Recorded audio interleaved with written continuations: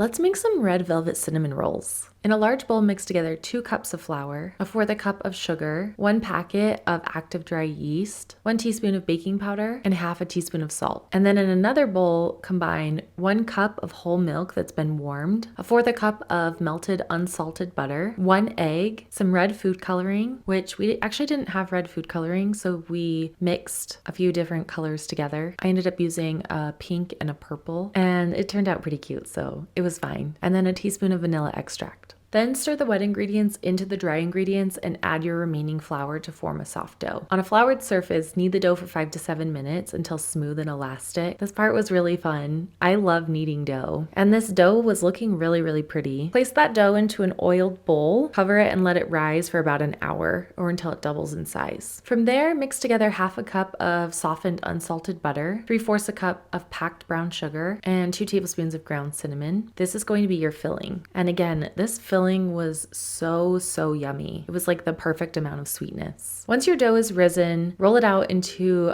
a rectangle shape. Try to make it as even as you possibly can so that when you roll it up, all of your rolls end up the same size, and then they'll cook the same. Spread that cinnamon sugar mixture all over the dough and then sprinkle mini chocolate chips. This is an optional step, but I really liked the chocolate chips. I think that's kind of where the red velvet idea comes in. The name is a little bit misleading. I kind of expected it to be like a red velvet dough, but the dough itself is just dyed red, and then the mini chocolate chips kind of give it that chocolatey flavor. Roll that dough into a log and cut it into 12 even slices. Using a serrated knife is really good for cutting raw dough like this, and also I suggest dipping the knife into some flour so that it doesn't stick. Place your rolls into a 9x13 baking dish and then cover it and let it rise again for another 30 minutes. Bake that in the oven for 25 to 30 minutes at 350 degrees.